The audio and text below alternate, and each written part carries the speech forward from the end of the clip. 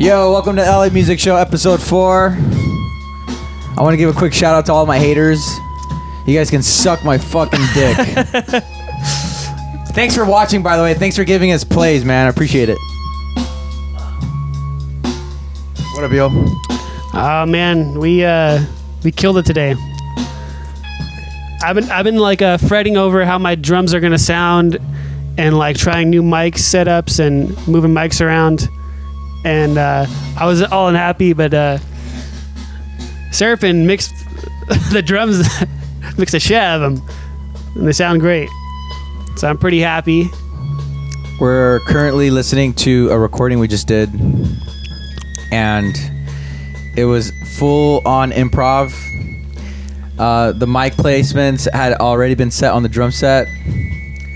Ely did a phenomenal job setting up the mics. They sounded. I mean, I don't know if you guys are gonna be able to hear the recording, but we're gonna be posting it up once it's rendered. It's a phenomenal record, and I feel grateful that I was a part of it. Yeah, it was all DIY. It was just full on improv. We filmed it, we recorded the audio, and we're gonna post the video up soon. Hopefully some of you enjoy it, and hopefully some of you don't, and hopefully some of you keep fucking disliking my videos, because it only gives me more. It influences me to keep doing this, man. I really want to keep doing the LA Music Show. We're gonna keep making music. E6 is gonna be playing shows pretty soon, and yeah, hopefully some of you guys come out and watch us play when we play. It'd be great. So what up, dude? What do you think about your drum sound, man? My drums sound like they sound like 90s, but also like 70s right now. So they got a little of a ploosh to the kick drum and to the snare, but it's super tight at the same time. So I'm really happy, man, because we put so many mics on it. You know, that's what it takes. How many mics did we use? We used how many mics? How many mics did you use? I got 8 on my drums right now, and but they're all like condensers, nice condensers, and I've had them for a while. And we got different, capsules on each condenser and different settings, and kick in and out. We got a speaker in reverse, which is it puts out the frequency that's exactly what your speaker can put out, the lowest possible frequency. So it's pretty intense. It's like picks up like 40 hertz. Yeah, or like less. Yeah, it shakes the speaker cone, and I think the thing that what it does it detunes it goes from like 100 hertz down to 20 hertz really quickly. And that's what a kick drum does. I feel like the speaker follows it better than some mics do, but there's some mics that, depending on where you position them and like how the drum sounds, that mics sound better, but sometimes the sub mic is exactly what you need. And so the way we did it today, I think it's a perfect blend. I could feel it from here, like listening through the KRKs. Yeah, I could feel that 30 hertz kick. It's nice, man. It's nice to have a big giant 26-inch bass drum. I've been wanting that for a long time, and I got it like within the past year. And I'm still using my Zildjian A's for the last like 14 years. My favorite sound. So yeah, I mean, I don't know. It just has the perfect a crunch on the top end, and the high end is it cuts through, but there's still like a lot of frequencies everywhere that fill it up and make it sound good. But I fret over. I have so many drums. We should show the the Los Angeles music. Like I have like. Eel has at least like, I'd say you have at least 12 drums, like full on drum sets. Full on drum sets. I have like 4 full on drum sets, and then like the 2 or 3 electronic ones. And I got quads, marching quads. I got a marching. We should use it live when we play. Oh yeah, I can walk around with it. So we're gonna have to like walk around like Santa Monica or Hollywood Boulevard, and I'll have a bass drum and a fucking quad. Like, That'd be tight. You should do it. Yeah, it'd Bro, be tight. I'm listening to this recording right now. Your drums sound so good. Like, what is that? What's the high end? Is that the China? Is that a China? What is that? Yeah, it's a China and a hi-hat. It's a stack. A lot of people have been making Is that this. what I'm hearing right now? Yeah, Dude, it's so smooth on the recording. yeah. I like stacking cymbals makes them shorter, and you can control the sound more. So I have it set up as a hi-hat, and I have like 3 different cymbals on top of each other, and I can get like 6 different sounds with it easily, Dude, very easily. the sound you're getting is amazing. Like, Yeah. I have not heard a drum sound like this. I grew up listening to Led Zeppelin, Yeah, and I can't even compare your drumming. I mean, look, John Bonham is fucking great at drums, yeah, but the recording, I don't know how they recorded his drums. I don't know if it's true if they use that whole one mic overhead and then Yeah. one mic over the shoulder. I don't know if that's true, because it sounds like they put like a U87 in the middle of the living room, Yeah. and the dude was just like a one mic recording. yeah, It sounds like a one mic recording. Yeah. You know? And just heavily compressed through like an 1176. That's what it sounds like. yeah. There's so many different techniques they use on the drums, and that's what was really special about his drum sound. Yeah. But like his weight and his timing behind the kit were like he was a really good player, and that's why it comes across like that, you know. But I'm so perplexed with this recording. It's so freaking good. You know what it is? I don't think when they were recording like Led Zeppelin, they used that many mics on the drum set. yeah, We mic'd everything up. Like, I don't know if the camera can see this, but we got 2 overheads, we got 1 center Omni, and then what is this right here? this is an Omni, this is a cardioid, and we got 2 hypercardioids. And then we also got a kick and snare mic, a sub mic, Yeah, and a snare mic and a top snare mic. and a floor tom like bass drum mic. That's right. Yeah. That's right. It's so good. That's a Yeah. good drum sound. Like, you can hear the crispy high end, like the wires on the snare. Yeah. You can hear the hi-hats just constant. Yeah, the snare is a small 12-inch, and it like the. I was telling Zerva like I'm scared to like take the head off and put a new head on because I don't think it's gonna sound the same. But it takes a good beating, you know. Like it can, I can like slam it. I can play it real soft, and everything comes through. And that's what I really like about it. You know, I have bigger snare drums that are 14 inches, which are the normal thing. But I feel like they don't pop out as much because it's has a lower fundamental frequency, right? So we got to bring it back up after the fact, you know. Right. And it doesn't. The snare wires aren't buzzing from the guitar and from the other drums as much. So that's why I'm thinking I'm gonna switch over to a smaller snare from now on. You know, it's like That'd be cool. Man, yeah. tripping out on this recording a lot. Like, while we're doing this,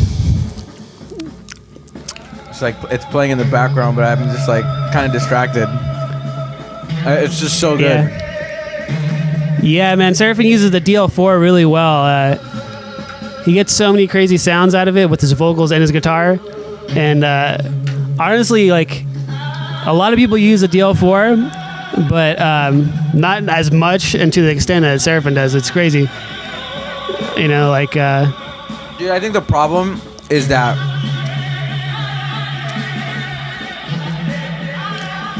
you look at the DL4 and it has a shit ton of settings, like a ton, bro. Yeah. It has different types of like echoes, different types of delays. You got stereo. The thing is, it also has a recording mechanism, right? Mm-hmm. So you could use that setting as well. The thing is, if I were to just use like a simple echo and fuck with the delay Yeah. or like the repeats, I'm limited to that. Mm-hmm. Now, if I set it to the looper effect, I can use delay if I want. Yeah. I can also record, and if I do record, I could lower the pitch, and I can also play it in reverse. Yeah. So it's great. Like, you know, that's how I use the DL4. I don't see a lot of people using it that way. I don't, and I wish I mean, except for Omar Rodriguez, shout out to the fucking Mars Volta. If it wasn't for Omar, I would not be using a DL4. The only reason why I use a DL4 is because Yeah. of Omar. Because there's a video of them playing at the Big Day Out. I don't know what year. I can't recall what year, but you could see he's using the modulator by, I think it's called a DD. It's the modulator one. It's the purple one. Yeah. And then you also got the green one, which is DL4. Oh shit. And yeah, Line 6 came up with a couple. I think there's a green one, purple one. I think there's a red one. I can't recall what the red one does. Yeah, I haven't seen it. I think there's 3. Yeah. But he definitely uses the purple one, which is the modulator. And then I was gonna buy the modulator, but I decided DL4 is fine. You know, I Yeah. can modulate. Obviously, you can hear it with the recording. I'm modulating with the amps. And yeah, man, it's fucking crazy how we came together and did this. You know, no practice, no band practice, no direction. We just kind of turned on the amps, connected all the mics, mic'd up your drum set, and then just fucking jammed. You know.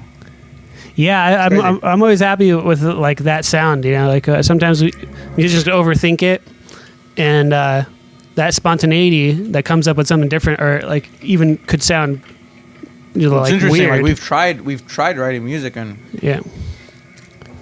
it's difficult, man. I don't know. It's weird. I can't explain it. Like, it's just it's chemistry at the end of the day. We'll never know why. Yeah. We will never know in why is it that our chemistry is just meant this way. We come together and then we fucking improvise, and it just glues together. You know. Yeah. I mean, like, I tend to overthink it. You know, you can overthink it as a musician, and you can get like kind of bummed out with your sound really quick if you don't mix things correctly, and then you're kind of stuck with it for a bit. But like, it kind of works out because it just takes time. You know, it takes a lot of effort and time, and you get frustrated. You have to go do other stuff. You know. Dude, I think I keep boasting, but man, this record has really tripped me out. You know? Yeah, It really makes me question just being a musician and being a creative. Mm-hmm. There's people that just put up a canvas, grab a couple of paintbrushes, get some paint, you know? I remember one of my good high school friends, Audrey Santos, his brother used to paint. Well, Audrey used to paint too. And when I used to see these guys paint, they just do it, you know? It's effortless. It's effortless art when you're just kind of just doing it. Like, Mm-hmm. it seems like some people probably really do sit down and they just start writing and they start really asking themselves, okay, how am I going to structure this? Where's the chorus going to go? And then you got musicians like us where we just kind of come in and we don't question, okay, maybe we do. Maybe while you're playing your drums, maybe you're thinking, okay, where am I going to go from here? But it's not like, I mean, maybe some people are really good at that. Maybe you're able to. I'm not able to do that. I can't play the guitar and build a roadmap at the same time while playing the guitar, looking at my fingers and trying to execute the sounds that I'm doing currently and build a road. I can't do that. I'm honestly just going by emotion. Mm-hmm. I'm going by what my body wants to do. You know what it is? It's a physical thing. I think you see me sometimes I'm just like jumping. I'm just like throwing my fist in the air. It's a physical thing for me. And I'm trying to tap into that because I used to not do that. I used to write songs. I used to literally sit down. Okay, here's the intro. Here's the chorus. What am I going to write on this part on the bridge? I don't do that anymore. Now it's more like, okay, how do I feel? How can I, how can I really get this like interior emotion and just bring it out through the guitar? I'm not even thinking notes, bro. Honestly, you see me. Sometimes I'm not even hitting notes. I'm just scratching the guitar. I was even punching my guitar. I was punching my guitar. I think I fractured my pinky. Dude. Ah, man. But, I encourage people to, hopefully this album encourages people to not necessarily take chances, but open your mind and open yourself to new and creative ways to make music. Because ultimately, I mean, it's boring for me. I've been doing this for what, a couple of years of, just a couple of years where I've been doing improvising, but you know, I've been playing music for a very long time, for like 15, 20, almost 20 years. And I'm really bored with it, you know, and I have to have fun. And the only way for me to have fun is literally by flipping the switch, not thinking. Like, I don't want to think anymore. I just want to I want to do it. I want to be loud. I just want to rip the guitar, you know, I want to light the fucking guitar on fire. Like, that's just me. I don't know how other guitar players feel. Like, I remember people were coming to me like, oh, bro, that's like, how are you going to burn your guitar? Is that a really good guitar? Like, I remember at the gig. Yeah. Some guy came up to me, he's like, dude, is that a really expensive guitar? I was like, yeah, it's a very expensive one. And people are so fixed on, oh, man, it costs so much money. It's like, dude, who cares, bro? At the end of the day, who cares if it costs money? You know what I mean? Who cares? Yeah, the money goes away quick, you know, like... Dude, not only the gear goes away, your life goes away. Tomorrow you wake up, you're driving and you're dead. Did you have fun? No, because you were worrying so much about this and that. You really didn't enjoy life. I want to enjoy myself as a musician. I want to light shit on fire. I want to punch my guitar. I want to break my hands on my guitar. I want to punch my guitar. Yeah. Because it's just an emotional thing. So, I don't know, man. Maybe some people might like it. Some people might criticize the album and say, oh, this sounds like noise. Well... It is noise. It's heavy emotional noise. There's this like theory that a lot of people have about, you know, vintage equipment, and like it has a mojo, and people that touched it that were really good at played, you know, so like Eric Clapton or something played his guitar, so people like will pay $50,000 for a guitar or something like that, something crazy. And I think there's something to that as well. Is like when you like kind of beat up your instrument, it gives it a different resonant quality. Because like wood kind of takes the impact of sound. Like sometimes like even drums are like that. Vintage drums are like that, where they're a little bit out of warp, but when you hit it, they gets these nice tones out of it. It's true. Yeah. But my guitar does not sound the same when I first bought. Like the sound different. I used to get when I first bought the guitar. It was twangy, it sounds completely different now. Now it gets out of tune. And have you noticed that on the recording? Yeah, it kind of just goes out of tune, but then it comes back in tune. It's weird. Yeah, the guitar is definitely warped. Now, even synthesizers, like old school synthesizers, and the oscillators getting out of tune, it gives it that character, that detuning character, and that's what a lot of digital synthesizers are missing, and that's why people are like, I want this analog thing. I mean, it's like, it's what you write, but it's also, you know, the inconsistencies that give it a little bit of character that give it a vibe, you know? Right. And it's also our you know, it's our opinion. Like, other people out there might disagree, and that's fine, man. People can disagree all they want. The thing is, dude, I hear music out there, and it's so perfect. It almost sounds MIDI. Like, I hear some of these drummers, they sound like MIDI. That's not a bad thing. I'm not saying it's a bad thing to be all sounding like a metronome and like MIDI, but it's, you know, everybody has this idea to become a really, really good drummer. You have to be like a machine, like a MIDI machine. And that's great. If you want to play electronic music, you want to be on that, that's good for you. But me, I like the idea of going off now. Like, I'm actually valuing the fact that when we come together, we could just improvise, get off the grid, and go somewhere else. Like, venture off into the sonic scape that's never been explored before, and I think that's what we're doing right now with this album. I think this album did that, and this is the first. I truly believe this is like the beginning of something great. I think we just need to keep doing it every week. By the way, we're gonna be posting music every week from E6, and it's gonna be pure improv, pure live. We're gonna be filming it, and we're gonna be recording the audio, and we're gonna put it out on YouTube. Hopefully, if some of you guys out there enjoy it, then support the channel, support E6, and you know, we're looking on you know, playing these gigs soon. We're trying to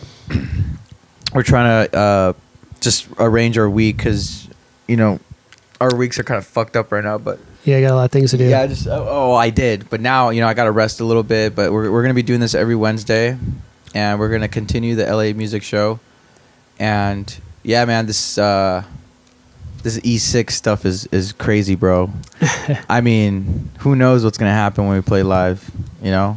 Because me as a guitar player, I don't know how you feel, Eel, but me, man, I want to light stuff on fire, man. I got drums right behind me that you guys can't see out of the thing that we're gonna set on fire at some point, and that's why. That's pretty tight. There's like 3 or 4 tom shells that I want to take out to the desert and film them. I might cut them in half and have the outside of them burning. Yeah. And like I want the people to shoot video through the burning like drum shell that's a perfect circle, and like see me or you playing guitar, you know, playing guitar or drums, you know, like That'd be really cool. yeah, I want to put them up on stands and just have the whole like stand burn after a second too, you know. Might do it at night. I want to just go all out, man. I want to have a good time. I'm a pyromania, dude. I don't know. I like lighting stuff on fire, dude. Yeah. I have a problem, I think. I want to see things burn down. Well, it is like Yeah. I'm like I have two fireplaces in this place right here. If you can see in the behind us here, behind my drum set, it's a double-sided one, and I love fire and I love fireplaces. But like I'm scared to fucking use it because I don't want to light, you know, Tahunga Canyon. Fucking, it came out like it was like last year in December. You know, it was fucked up. Right. It was just burning bad. You know, Silmar was burning bad. And then the recent fire, I was like, fuck, I don't want to start a forest fire. So if we do, we have to go out in the desert, you know? Definitely, yeah. You know, like people's houses, dude. This house, it'll probably burn down, dude. Yeah, it would. It looks flammable, very flammable. Yeah, there's a cabin. The whole thing is made I out love of the wood. cabin vibe of this room. And I've just stuffed it up full of stuff, so, you know, it sucks up some of the extra, you know, frequencies that can, like, overwhelm you know, the sound when we get loud, you know. Yeah, I like the room. I like the acoustics a lot in here. Yeah, a lot of different choices. We got a whole another room. I've been planning to. We'll do a recording over there too. That's a little bit drier, you know. You know, it'd be really cool if we play gigs every week, and as opposed to recording our live albums here, we record our live albums with our audience. Yeah. You know what I mean? You Yeah. get the full experience. You get to see us just be us on stage, and at the same time, you get the album. You Yeah. know, if you were there, then it's like a live album. Or Yeah, the Grateful Dead did that since the 70s, and they keep doing that. And it's really cool because people would, you know, like amateurs would go record it, and they would sell the recordings, and they never charged anyone for it or like gave them a hard time for like stealing the music from Right. the live show.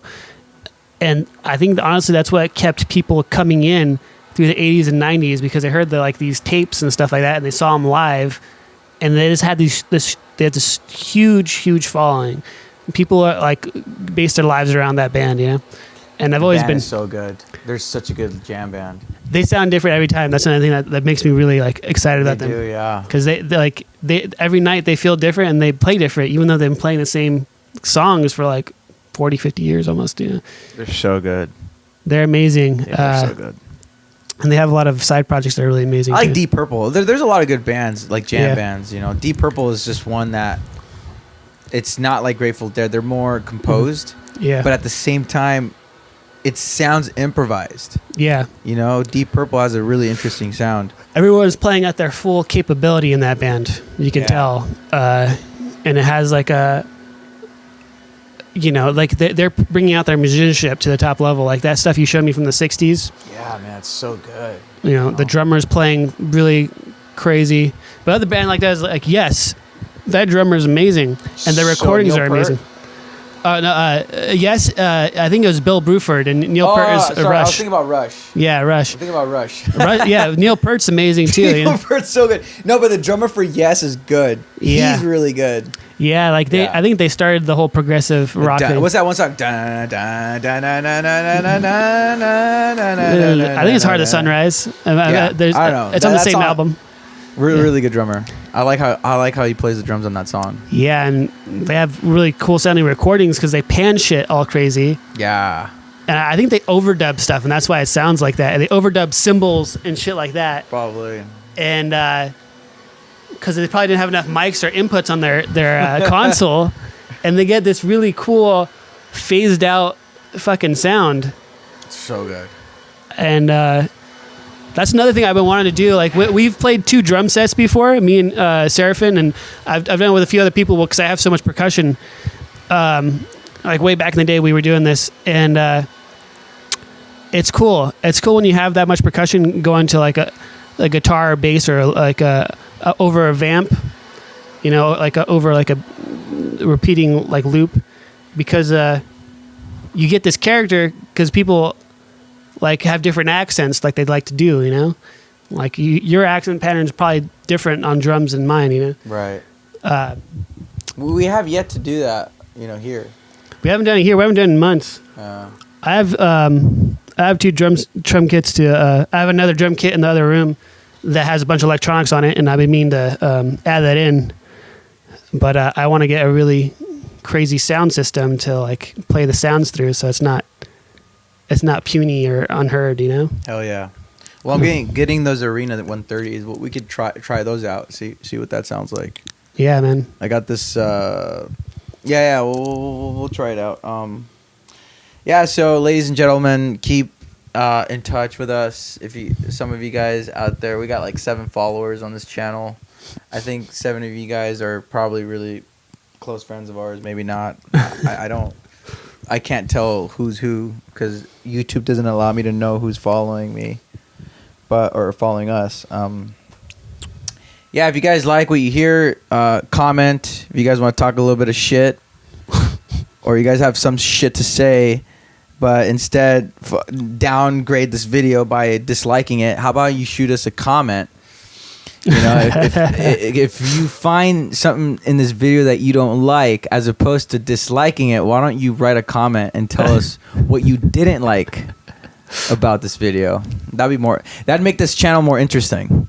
So hopefully you guys enjoy the album. We're gonna post the album today. We just finished rendering it. We had the music playing in the background. I was actually rendering while we were doing this podcast. It's an interesting album. We're gonna put the video together, and it's gonna be on our Instagram and our YouTube channel. So yeah, I suppose we'll see you guys next week. Peace out. Peace out.